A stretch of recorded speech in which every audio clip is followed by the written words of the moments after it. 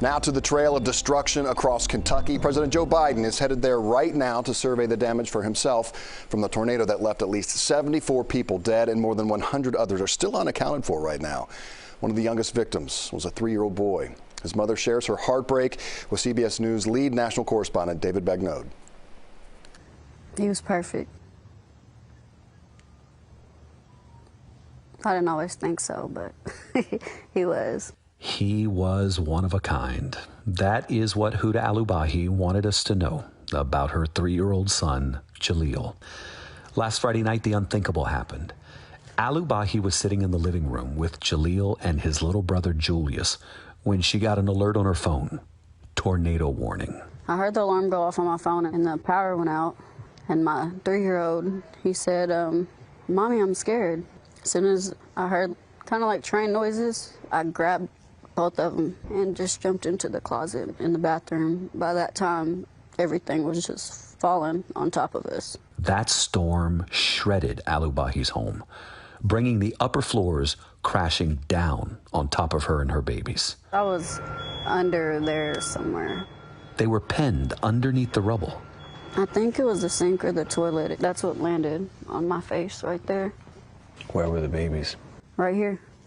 One was in this arm and one was in this arm.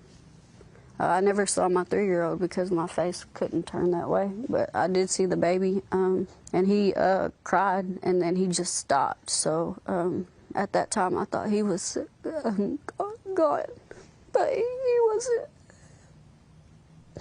I never heard my 3-year-old say anything. Did Jaleel die in your arms? Did. I'm so sorry. It was actually her youngest son's screams that helped Alubahi's brother to find them in the rubble. 1-year-old Julius was rescued first, and he was untouched by the debris. I didn't know my 3-year-old was gone until later that night, so I never saw him at all. How did you find out? Their dad came when I was in the hospital, and he told me.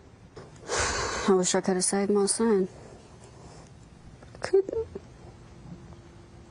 The tornado that destroyed Huda's home also wiped out the homes of her aunt and her mother.